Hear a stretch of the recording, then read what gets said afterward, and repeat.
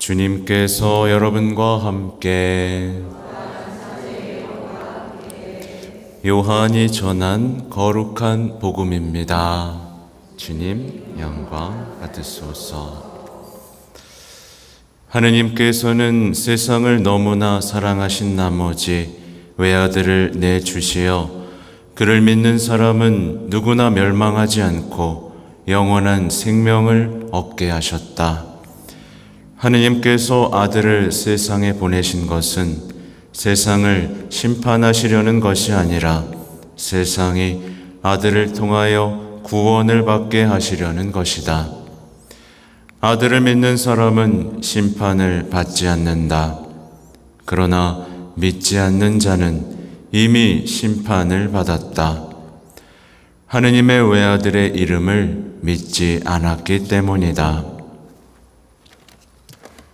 주님의 말씀입니다.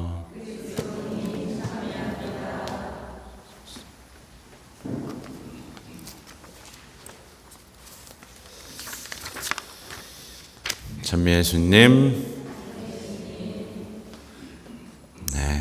손 한번 흔들어 볼까요? 안녕하세요. 안 흔드는 사람이 있어요. 아까 이 초등부에서 성호경 긋는 거 가르쳐 준 걸 했더니 사람들이 좋아하더라고요. 어떻게 하냐면, 하나님께서, 따라해 볼까요? 하나님께서 사람이 되셔서 저희는 불행에서 행복으로, 슬픔에서 기쁨으로, 또 뭐 있을까요? 절망에서 희망으로 넘어왔습니다. 아멘. 좋죠? 어린이 강론을 해야 되나 봐요. 진짜로 그렇죠. 성부와 성자와 성령께서 구원의 역사 속에서 활동하시기 때문에 우리의 삶은 전과는 완전히 달라졌어요. 이걸 아는 분들은 정말 행복한 분입니다. 아무튼 오늘 제가 미사 시작 때 인사를 어떻게 했냐면, 오늘 제2독서에 있는 바오로 사도의 인사말로 인사를 했어요. 뭐라고 했냐면, 주 예수 그리스도의 은총과 하느님의 사랑과 성령의 친교가 여러분 모두와 함께하기를 빕니다. 라고 기도를 했어요. 그러면 여러분에게 은총이 충만한가요?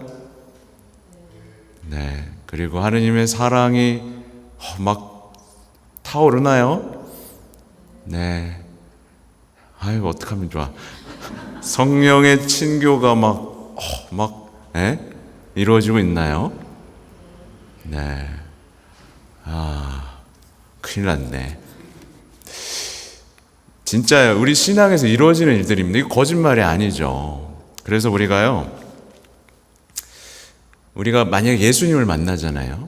예수님을 만나면 우리는 은총 속에서 자신에게서 해방되는 즐거움을 누리게 됩니다. 나를 위해서 살지 않아도 되는구나. 이제 나에게서 해방돼도 되는구나. 그러면서 그때부터 주님이 주신 평화, 행복을 누리게 되어 있어요. 예수님을 만나면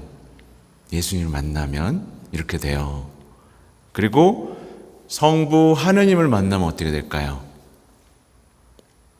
성부 하느님을 만나면 우리는 나의 계획들 그리고 문제들에서 해방될 수 있습니다. 우리 이것 때문에 쩔쩔매잖아요. 내 계획대로 안 되는 것 때문에 힘들어하잖아요. 근데 하느님을 만나면 내 계획은 이제 중요하지 않아요. 뭐가 중요해요 이제? 하느님의 계획에 참여하는 게 중요해져요. 그런데 하느님의 계획에 참여하는 순간 문제가 될 게 있어요, 없어요? 없어요. 그분의 지혜 속에서 계획을 살아가기 때문에. 그래서 우리는 변화되게 됩니다. 예수님과 하느님만 만나도 벌써 이렇게 돼요. 여러분 만났어요? 얼굴에 써 있어요, 안 만났다고. 그러면 성령을 만났을 때는 어떻게 될까요? 지난주에 힌트가 있죠. 성령을 만나니까 제자들이 갇혀 있다가 뛰쳐나가죠. 성령 하느님을 만나면 우리는 두려움과 걱정에서 해방이 됩니다. 뭐 두려워할 게 뭐가 있어요? 어차피 죽어도 부활인데. 안 그렇습니까? 어차피 말씀대로 이루어질 거잖아요. 말씀은 거짓말을 하지 않거든요. 그죠? 그러니까 두려움과 걱정에서 해방돼서 복음을 선포하고 영적인 친교, 지금의 인간관계보다 훨씬 좋은 친교를 이루면서 기쁨을 누리게 됩니다. 네, 제가 다 이상한 소리 하는 사람처럼 느껴지나 봐요. 성부와 성자와 성령과의 만남은 이렇게 우리를 자신에게서 해방시키고 자유롭게 하면서 사랑하면서 내가 태어난 목적, 삶을 완성하게 만들죠. 그래서 이건 정말 삶의 혁명인 거예요. 그래서 BCAD라고 하잖아요. 예수님이 태어나기 전과 후는 완전히 다릅니다. 예수님이 이 세상에 오신 것 이후로는 정말 예전같이 살 필요가 없어졌어요. 그죠? 아무튼 성부와 성자와 성령의 이름으로 우리는 매일 우리 자신을 축복하고 기도하죠. 이 축복 안에 머무는 사람은 이웃과의 경계가 허물어집니다. 마치 삼위일체처럼 각자 있으면서도 경계가 없죠. 그죠? 네. 옆 사람 한번 보세요. 벽이 느껴지나요? 친밀하나요? 그죠? 경계가 사라지는 거예요. 그래서 혹시 배우자랑 오신 분 손 들어 보십시오. 배우자. 뭐라고 불러요, 배우자를? 여보. 원래는 뭐라고 불러요? 사랑할 때 항찬. 자기야 그러죠. 왜 자기야라 그래요? 또 하나의 나니까. 자기야, 나거든요. 똑같이 아프고 똑같이 힘들고 똑같이 기쁘고. 그래서 자기야라고 합니다. 그죠? 근데 강론에 안 썼던 내용인데 자기야라고 하지만 하나가 되죠. 실제로 육체적으로도 영혼으로도 하나가 되죠. 근데 하나가 되면 서로 사랑할 수 있어요? 없어요? 철학적인 얘기입니다. 하나가 되면 사랑할 수가 없어요. 그래서 떨어져야 돼요. 그죠? 신기하죠? 그죠? 너무 사랑해서 하나가 됐는데 떨어져야 돼. 자기야라고 부르면서. 그죠? 뭔가 삼위일체적인 신비를 담고 있죠. 그죠? 떨어져야만 사랑할 수 있는데 사랑하니까 하나가 되고 또 사랑하다 보니까 어떤 사랑의 열매가 맺히는 아름다운 이야기가 펼쳐지죠. 네, 안 썼던 내용인데 예전에 했던 내용이라 한번 드렸어요. 아무튼 경계가 허물어지고 이제 아까 말한 것처럼 이게 지붕에서 여러 번 반복드리는데 나를 위해서 살지 않아도 됩니다. 이제 나를 위해서 살지 않아도 타인을 위해서 살아도 그 타인이 또 나를 위해서 살아주죠. 그죠? 그러면서 나에 대해서 얘기할 필요가 없는 아름다운 삶의 혁명이 이루어지는데 이게 바로 삼위일체의 신비라고 말할 수 있어요. 이렇게 사는 사람은 정말 신앙의 기쁨을 누리고 신앙의 신비를 살아가죠. 근데 많은 그리스도인들이 이 기쁨에 접근조차 못한 채 살아가는 것이 현실이에요. 그러니까 사실 성호경을 글 때마다 우리는 삼일체의 신앙을 고백하는 건데 이걸 고백하면서 그 신비와 닮아가고 변화되고 체험하면서 기뻐해야 되잖아요. 그죠? 그죠? 근데 성호경을 그면서도 항상 일상적인 문제와 고통의 감옥에 갇혀 있습니다. 삼위일체 하나님은 다 해방시켜 주시거든요. 근데 고통과 문제에서 끙끙대요. 아, 예수님 왜 이거 안 해결해 주지? 마치 예수님이 해결책을 제시 안 한 것처럼 본인이 안 따라 놓고 본인이 복음의 마음을 연 적이 없으면서 왜 내 고통과 문제는 해결 안 해주지? 라는 생각을 하고요. 또 걱정과 두려움이라는 미로에 갇혀 섭니다. 마치 예수님이 해결해 주지 않은 것처럼. 그러나 아까 말한 것처럼 사실 그 사람은 제대로 믿어본 적도, 제대로 복음에 자신을 맡겨본 적도, 구원을 열망해 본 적도 사실은 없죠. 없기 때문에 그 감옥과 미로에 갇힌 채 예수님이 오기 전처럼 살아가고 있는 거죠. 그렇죠? 우리는 삼위일체 대축일을 맞아서 이제 삼위일체 신비를 마주해야 돼요. 이거 우리 그리스도교 신앙에서 가장 중요한 신비거든요. 예수님께서는요, 그렇다고 뭐 삼위일체의 신비를 막 이론적으로 설명하셨냐? 그것도 아니에요, 사실은. 예수님은 삼위일체의 신비를 살아내고 고백하셨지, 야, 셋이 하나고 하나가 셋이거든? 이해가 되니? 이렇게 말씀하진 않으셨어요. 그래서 우리가 뭘 이해해야 되느냐? 셋이면서 하나, 하나이면서 셋, 이거를 이해하는 것도 여기서도 또 중요한 것들을 깨닫게 되죠. 그러나 더 중요한 건 뭐냐면 그 삼위일체 하나님께서 우리 인간을 구원하기 위해서 온갖 일을 하시잖아요. 우리를 구원하고 우리와 관계 맺고 어떻게든 우리가 새로운 삶을 살 수 있도록 활동하시는 그 모든 모습 안에서 나는 내 삶을 어떻게 변화시킬 수 있을까라는 힌트를 찾으셔야 돼요. 이거 못 찾으면 신앙 맨날 제자리 걸음합니다. 우선 복음을 보면서 삼위일체 신비에 대해서 조금 알아볼 필요가 있는데, 우선 성부께서는 가장 소중한 당신의 외아들을 내주세요. 그죠? 왜요? 세상을 너무나 사랑하셨기 때문에. 근데 사랑해도 어떻게 아들을 내줄 수가 있겠습니까? 여러분 예수님 사랑해요? 하느님 사랑합니까? 네, 안 사랑하는군요. 하느님을 사랑하는 분이 있을 거예요. 뭐 드리시겠어요? 뭐 드릴 수 있습니까? 하느님은 아들 주셨는데. 그죠? 여러분도 드릴 수 있어야 되죠. 믿는 사람이라면 믿는 이들의 아버지, 믿는 이들의 어머니인 아브라함과 성모님이 무엇을 바치려고 했는지 아셔야 돼요. 아무튼 성부는 다 줍니다. 그러면 성자 하느님, 예수님께서는 우리에게 또 뭘 주셨죠? 몸과 피, 영혼과 신성, 당신의 생명을 주셨죠. 다 주셨죠? 왜요? 여러분을 사랑하니까. 여러분 심판할 수도 있었어요. 하지만 구원하고 싶어서 다 주셨어요.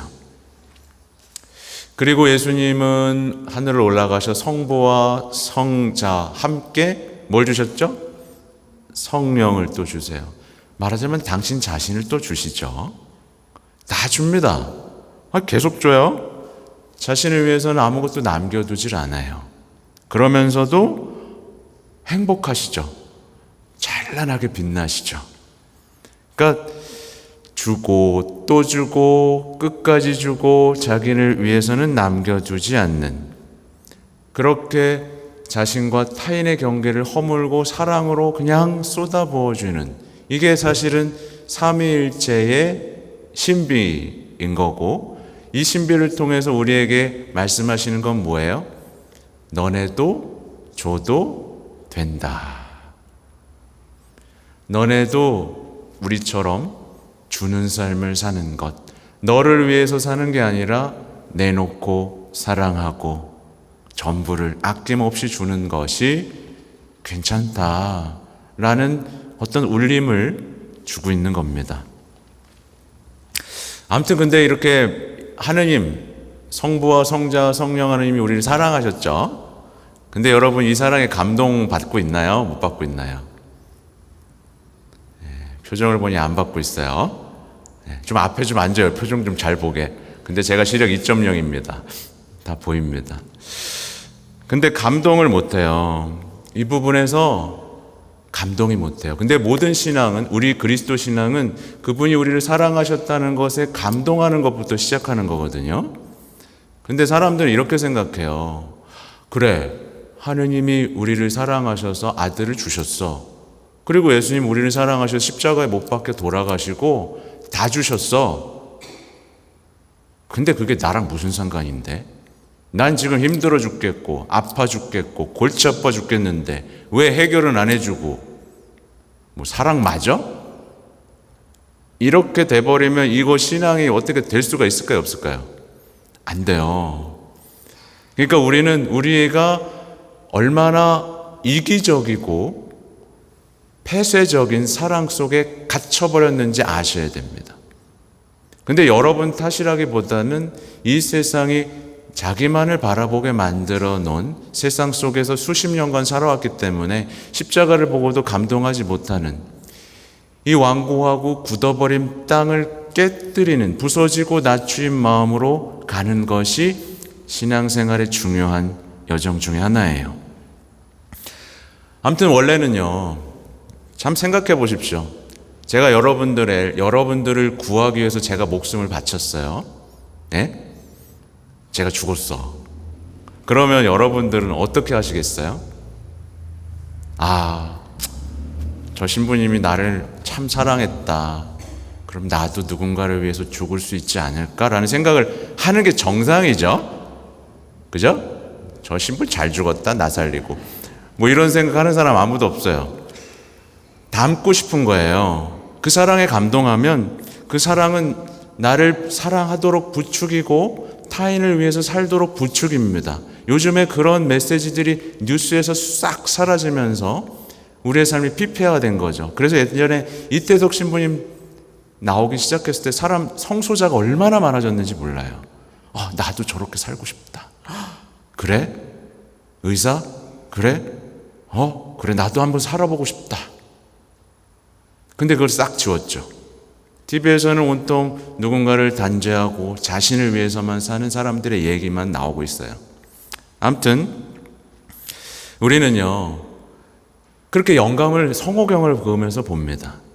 근데 성부와 성자와 성령 이름으로 우린 기도하면서 나도 하느님처럼 내주면 좋겠다라는 마음이 아니라 성호경을 그으면서 성부와 성자와 성령 이름으로 나 저거 갖고 싶어. 나도 저것도 하고 싶어.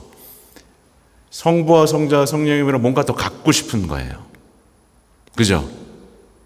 그리고 성부와 성자와 성령 이름으로 기도하면서 나에 대해서 더 얘기하고 싶어 합니다. 나 이런 사람이고, 더 사랑받고 싶고, 인정받고 싶고. 그죠? 근데 성령께서는 오셔서 자신에 대해서 한마디도 안 하셔요. 성부는 성자에 대해서만 얘기하고, 성자는 성부에 대해서 얘기하고, 성령은 성부와 성자에 대해서만 얘기합니다. 자신에게서 해방됐기 때문이에요. 그러지 않아도 된다라는 것을 알았기 때문이죠. 이게 천상의 지혜입니다.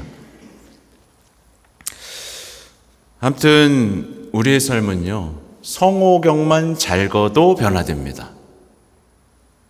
우리가 성부와 성자, 성령의 이름으로 할 때마다, 성호경을 그때마다 그분의 이름을 부르는 거예요. 온 존재를 내어준 그분의 이름을 부르는 것이고, 이렇게 그분의 축복을 자신에게 하는 것이고, 그러니 우리는 성호경을 글 때마다 나에게서 해방되고 세상이 강조하는 그 행복에서도 해방될 수 있겠죠. 그죠? 속지 않을 수 있는 겁니다. 야, 너를 위해서 살고, 너를 위해서 아끼고, 너를 위해서 여행 가고, 너를 위해서 모아두고, 그죠? 남들한테 잘해줘봐야 소용없고, 남들 단죄하고 심판하면서 너 잘난 맛으로 살아. 뭐 이런 식의 복음하고는 이별할 수 있는 힘이 생기는 거죠. 아무튼 여러분이 오늘 제 강론을 듣고 성호경을 정성스럽게 긋는다면 모든 일상에서 성호경은 여러분에게 어떤 영감을 줄 겁니다. 누군가를 만나고 말하고 반응하고 판단할 때마다 하느님의 사랑을 닮은 판단과 말, 행동들을 선물해 줄 겁니다. 성부와 성자와 성령께서 도와주시는데 못할 게 뭐가 있어요? 그리고 두려울 게 뭐가 있습니까? 그죠? 아무튼 우리는 이렇게 삶을 혁명적으로 바꿀 수 있는 그리스도교 신앙을 갖고 있어요. 네.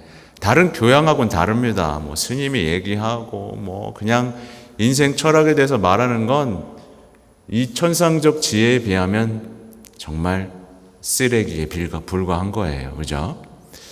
아무튼 삼위일체 신비를 가장 잘 알고 체험했던 분이 있습니다. 누구죠?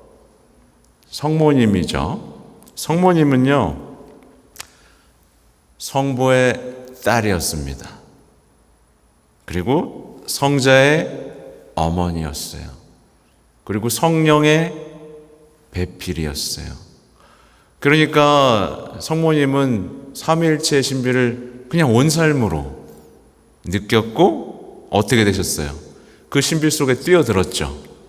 자신을 버리고 그 계획 속에서 자신의 모든 것을 내놓는 삶을 사셨고 온 세상은 그분을 행복하다라고 말하고 지금은 그 신비 속에 참여해서 우리의 구원을 위해서 애쓰는 하늘의 여왕이 되셨죠. 그죠? 여러분도 할 수 있는 겁니다. 셋이 하나가 됐는데 여러분과 하나 되는 건 일도 아닙니다. 그죠? 그래서 사실 그리스도 신비체라고 불리고 있잖아요.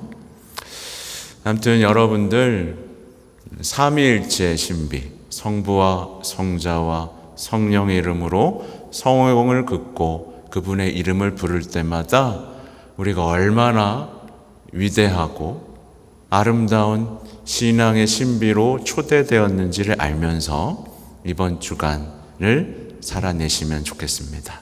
아멘.